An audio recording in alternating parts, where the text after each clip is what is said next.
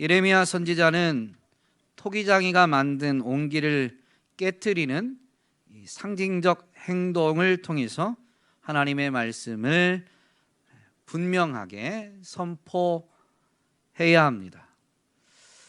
여호와는 이를 위해서 선지자에게 토기장이가 만든 옹기를 사고 백성과 제사장의 어른들을 데리고 흰놈의 아들의 골짜기로 가서 하나님의 말씀을 선포하라고 명령하십니다.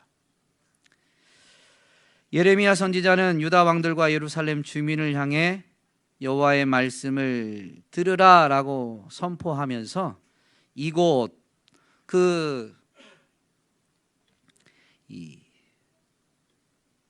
장로들과 제사장의 어른들을 데리고 간 곳이 어디예요?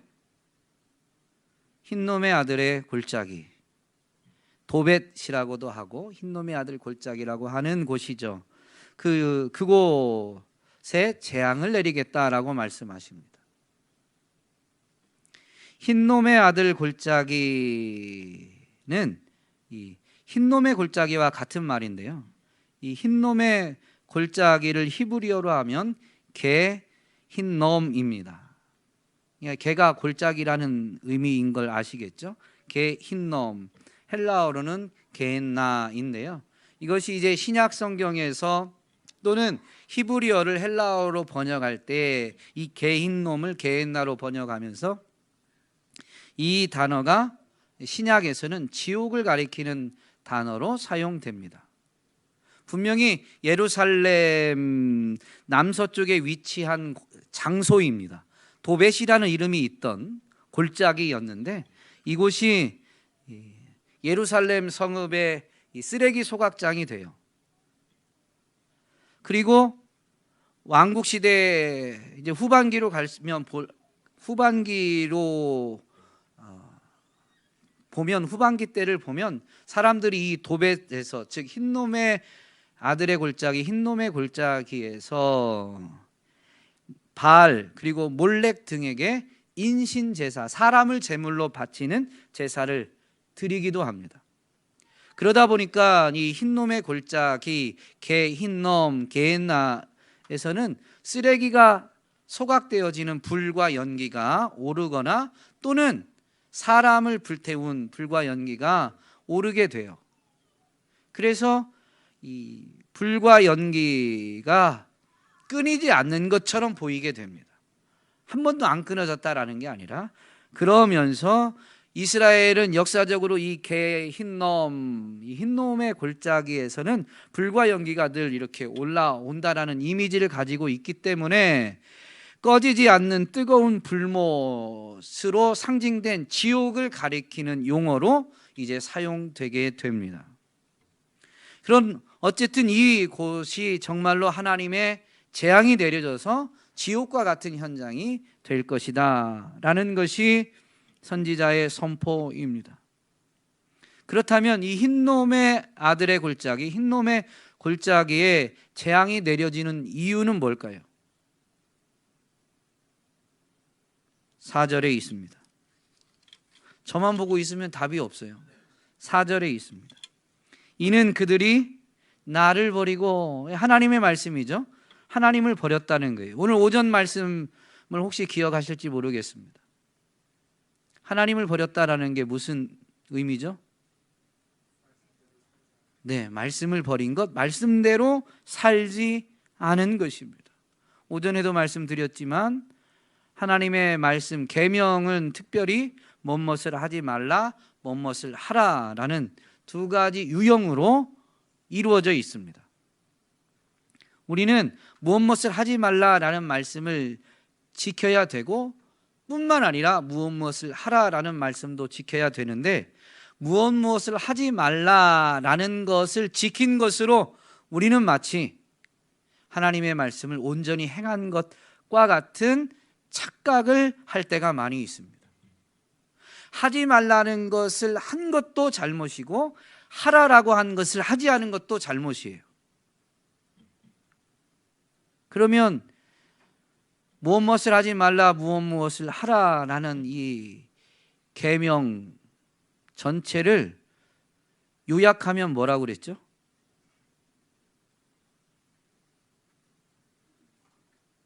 계명을 요약하면, 두 가지로 요약하면 하나님을 사랑하라, 이웃을 사랑하라. 물론 좀 수식어가 더 있긴 하지만 수식어까지 하면 참 좀 부담스럽죠. 마음을, 목숨을, 힘을 다해서 사랑하라고 하시니까. 어쨌든 하나님을 사랑하라는 것과 이웃을 사랑하라는 거예요. 뭔 말 하지 않은 정도로 우리는 안주하면 안 됩니다. 이스라엘 백성들, 그들이 하나님을 버렸다라고 했는데요, 그들은 하나님의 명령을 지켜 행하지 않은 것입니다. 하나님의 명령을 지켜 행하지 않는, 내 이웃을 내 몸처럼 사랑하라라는 것을 지켜 행하지 않았다라는 것을 또 계속 이어지는 설명, 그들이 심판을 받게 되는 이유를 밝히시는 이 설명을 통해서도 분명히 알 수가 있습니다. 그들이 나를 버리고 그리고 이곳을 불결하게 하며, 땅이 부정해졌다, 땅이 불결하게 되었다라는 건 무슨 의미예요?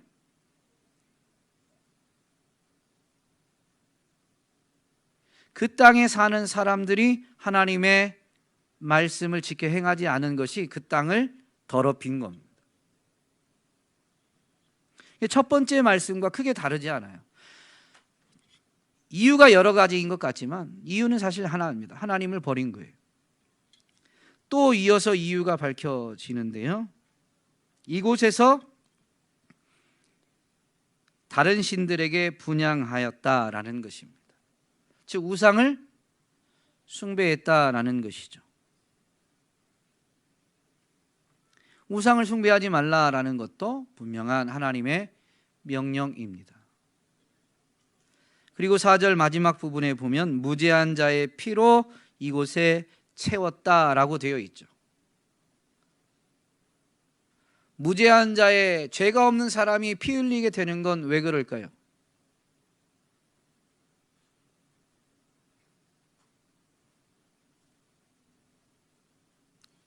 왜 죄 없는 사람이 피를 흘려요?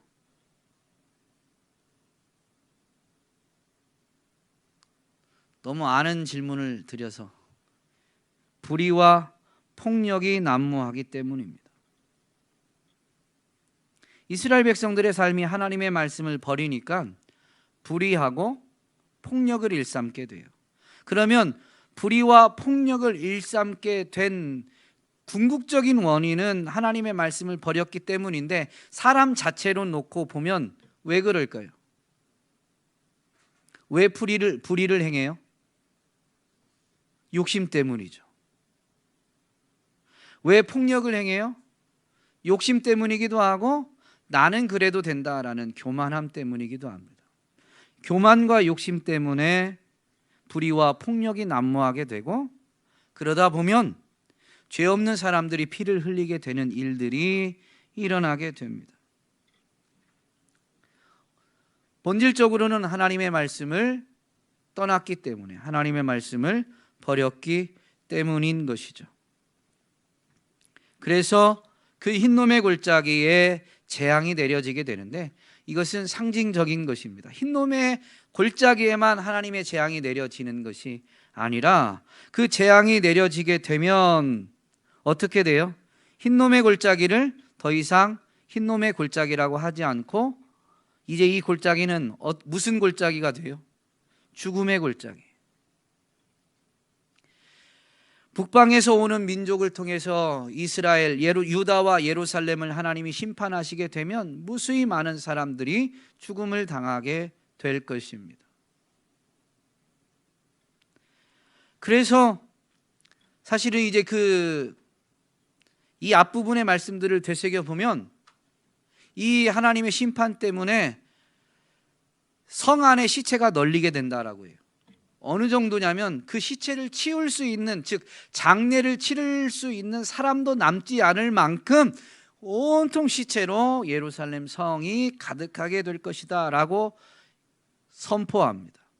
그러면 성을 함락했던 사람들이 어떻게 할까요? 시체를 가져다가 그 시신을 찾아갈 유족도 없고 시체는 막 성 안에 쌓여 있어요. 성을 함락한 정복군의 입장에서는 그 시체들을 그냥 놔둘까요? 어떻게 하죠? 소각장에 가져다 태울 거예요. 쓰레기 소각장이 어디였죠? 흰놈의 골짜기. 그래서 여기에서는 이제 무수히 많은 시체들이 쌓이고 태워지게 될 거예요. 그래서 거기는 더 이상 도벳이나 흰놈의 골짜기가 아닌 죽음의 골짜기로 일컬어지게 된다라고 분명히 선포하게 됩니다. 이렇게 하나님의 심판, 재앙이 내려지게 되는 이유를 보면 굳이 구분을 하자면 여러 가지 이유였지만 이것을 살펴보면 죄가 우상 숭배한 것과 그들의 삶의 자리에서 의의를 행하지 않은 불의와 폭력이 난무하게 된 것이 심판의 이유였습니다. 우상 숭배는 어떻게 보면 종교적인 죄다라고 할 수 있고, 삶의 자리에서 무죄한 사람이 피 흘리게 한 불의를 행하고 폭력을 행하는 이러한 것들은 도덕적인 죄다라고 할 수가 있습니다. 그런데요, 이것이 본질적으로 같다라는 거죠. 종교적인 죄와 도덕적인 죄가 세상에서는 분리가 되지만 하나님 앞에서 신앙의 관점에서 보면 결코 분리되지 않습니다. 신앙과 삶은 일치하는 겁니다.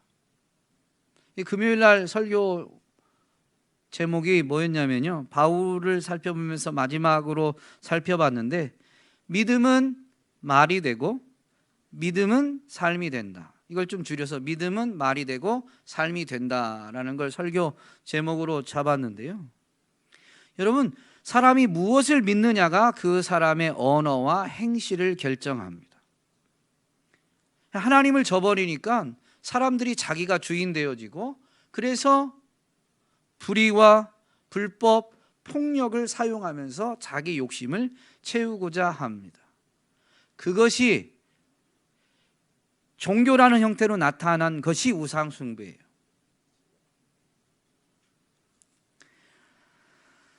오늘 우리는 이 심판의 메시지 앞에서 우리가 믿는 것이 무엇인지를 점검해 봐야 되죠.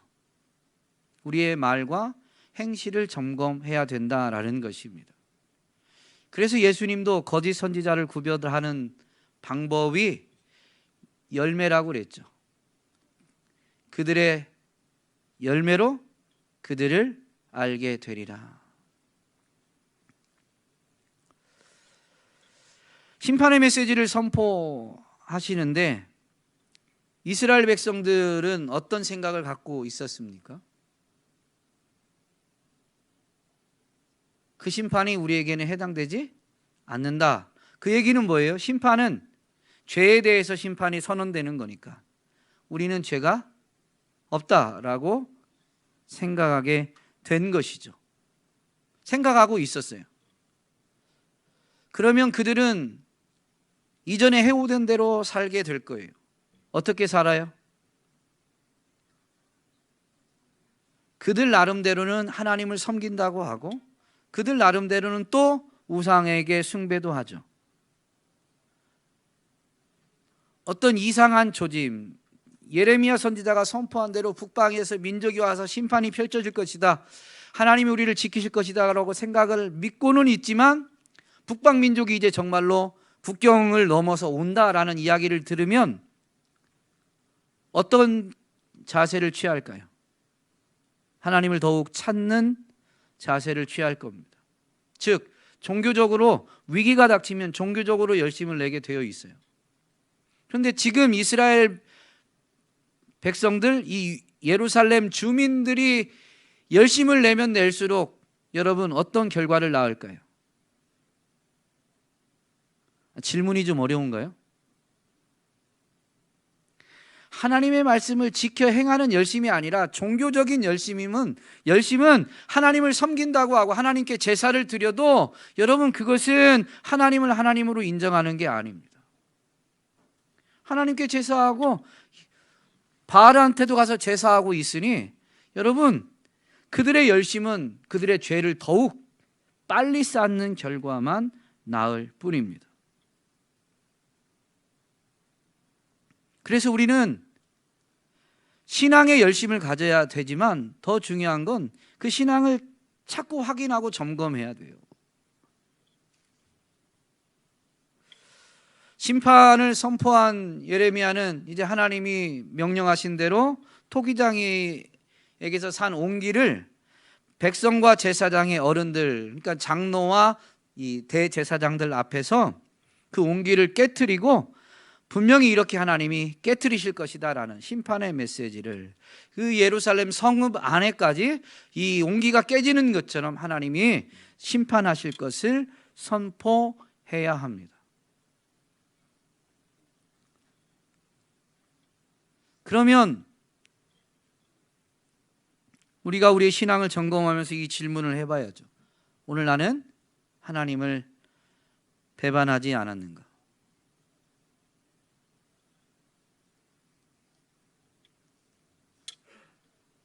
여러 번 얘기하지만 일요일 날 예배당 나왔다고 해서 하나님을 온전히 섬기는 게 아닙니다. 그것도 한 부분이지 그게 전부는 결코 아닌 거죠. 그래서 이렇게 질문을 자꾸 던져야 돼요. 나는 삶의 자리에서 하나님의 말씀을 지켜 행하고 있는가? 내 욕심 때문에 무죄한 자의 피를 흘리고 있지 않는가? 여러분, 다른 사람을 상처 준 사람은 누가 피 흘리는지를 모를 때가 많아요.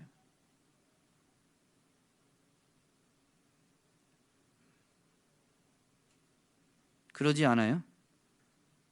어제도 성경 공부할 때 이렇게 직장에서든 교회 공동체 안에서든 상처받았었던 이야기들을 조금 나눴어요. 그런데 상처받은 분들의 고백을 보니까 자기가 아프고 힘든 거를 그 사람 면전에서 표출을 안 하시는 거죠. 못하는 것도 있지만 안 하시는 거예요. 믿음의 사람들에 대한 어떤 평판 때문에, 교회 공동체의 어떤 분열 때문에 내가 상처를 받았는데 상처받았다는 것을 말을 안 하는 거예요. 그럼 상처 준 사람은 지금 나는 이 마음에서 영혼이 피를 철철 흘리고 있는 걸 알까요? 모를까요? 몰라요. 그게 내가 당할 때만이 아니라 나도 혹여나 그렇지는 않은가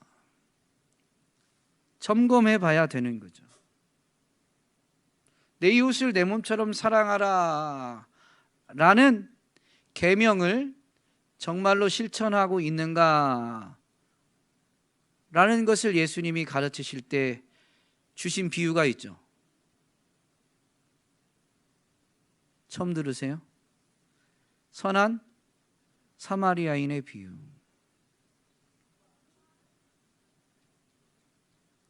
우리는 정말로 내 이웃을 사랑하고 있는가라는 것을 그렇게 점검해 봐야 돼요. 때로는 스치듯 지나가는 사람, 그 사람이 내가 돌볼 사람은 아닌가. 오늘 직장에서 내 직장에 누군가가 방문했어요. 그런데 내 표정이, 내 눈빛이, 내 언어가 그 사람에게 상처를 주진 않았는가라는 걸 한 번쯤은 점검해 봐야 되죠. 물론 우리가 다 알 수는 없으니까 혹여나 그런 경우 그럴 것 같을 것 같은 기분이 들면 기도해야 되죠. 하나님, 오늘 그 사람의 마음을 어루만져 주옵소서. 그때 그 순간에 제가 그 앞전에 있던 일 때문에 표정이 좀 굳어 있었고, 그래서 눈빛이 조금 날카롭고 말도 조금 거칠 수 있었는데 그것이 그분에게 상처가 되지 않게 해주세요 라고 분명히 기도할 수 있어야 되는 거죠. 우리 자신을 점검하면 분명히 우리가 해야 될 일들을 깨달아 알게 되어집니다. 그리고 우리는 신앙적으로도 이런 점검을 해야 되죠. 나는 바알을 아니면 바알도 숭배하고 있지는 않은가? 아마 여기 계신 분은 바알을 숭배하진 않겠죠, 하나님 대신에. 그러나 하나님을 예배하면서 바알도 숭배하고 있진, 바알에게도 예배하고 있진 않은가라는 것을 점검할 수 있어야 됩니다. 여러분, 바알이 뭐예요? 우상인데요. 여러분에게 바알은 뭐가 있을까요? 네?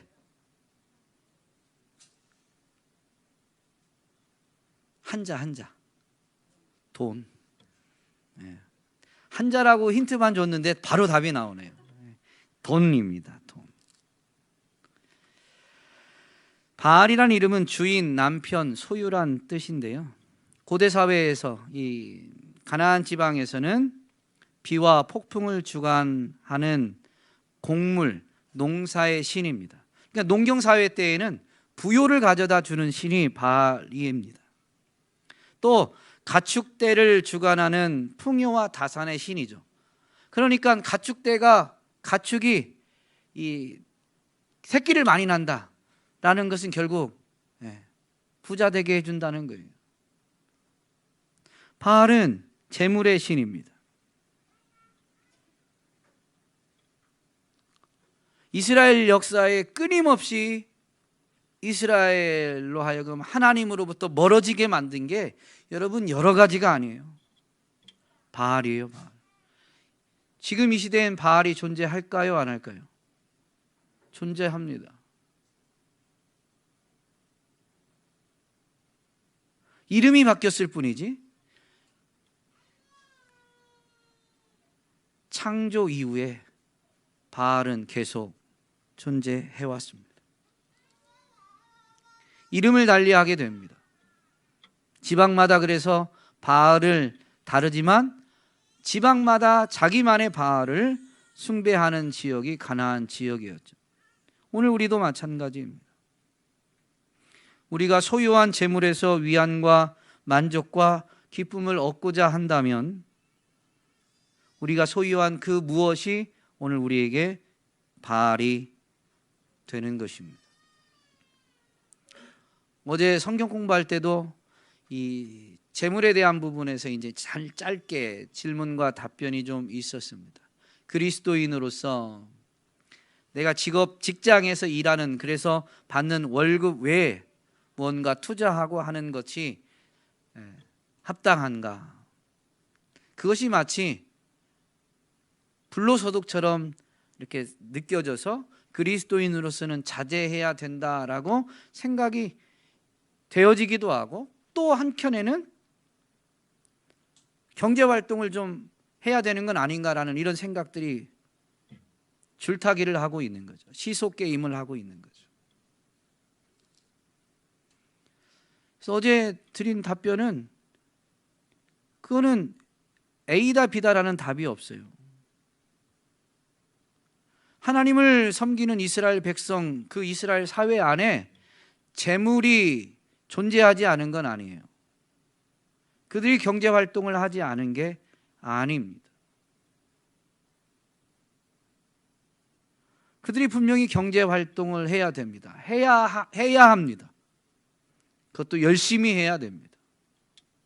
그러나 모든 경제활동에서 얻어지는 결과물이 하나님이 주신 것임을 알고 하나님의 주권을 인정해야 되는 거죠. 그러면 모든 이 재물, 재화의 주인이 하나님이다라는 것을 여러분 인정하는 건 뭐가 있을까요?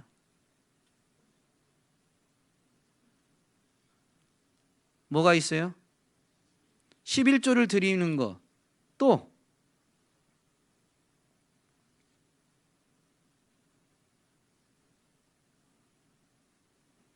재물 사용에 대해서 기도하는 겁니다.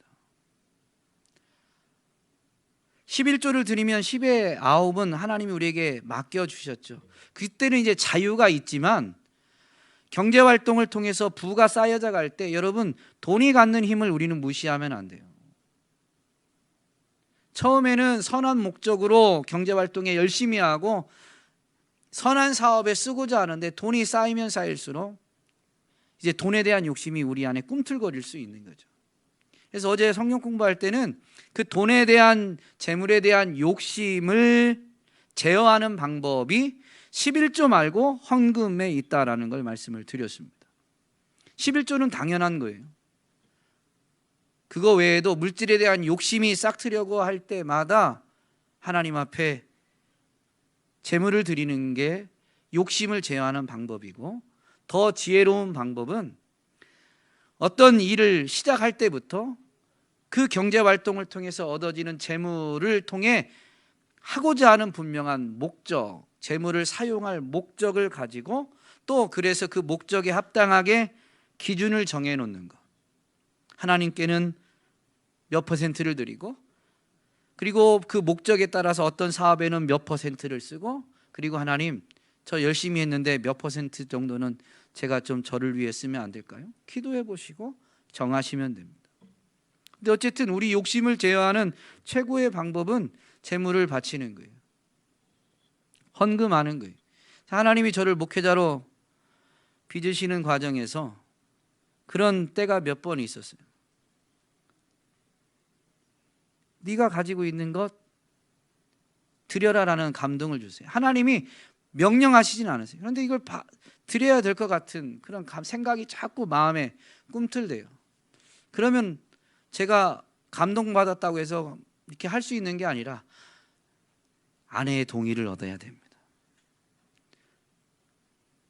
하나님보다 무섭진 않지만 그래도 아내의 동의를 얻어야 돼요.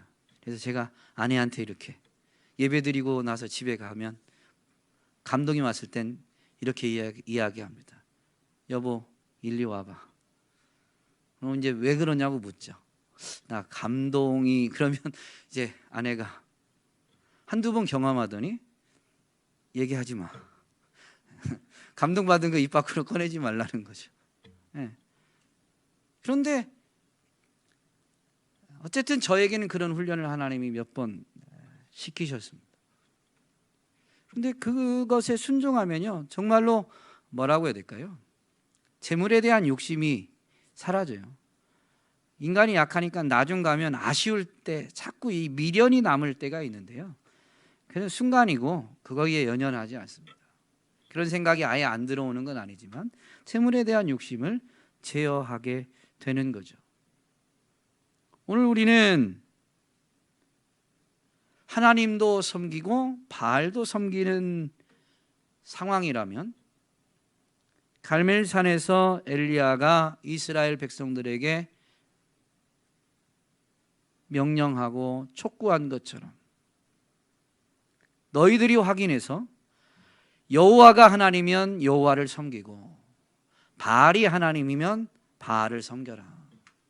둘 중에 하나를 선택해야 되지, 둘 사이에서 갈팡질팡하는 것은 여러분 하나님을 섬기는 게 결코 아닙니다. 죄만 쌓아가는 것뿐이에요. 그래서 예수님도 하나님과 재물을 겸하여 섬길 수 없다라는 것을 분명히 말씀하셨습니다. 재물 없이 살라라는 게 아니에요. 그 재물이 우리의 주인이 될 수 없다라는 것이죠. 오늘 저와 여러분은 신앙에 있어서 안주하고 있는지, 선지서를 볼 때마다 참 이게 부담스러워요.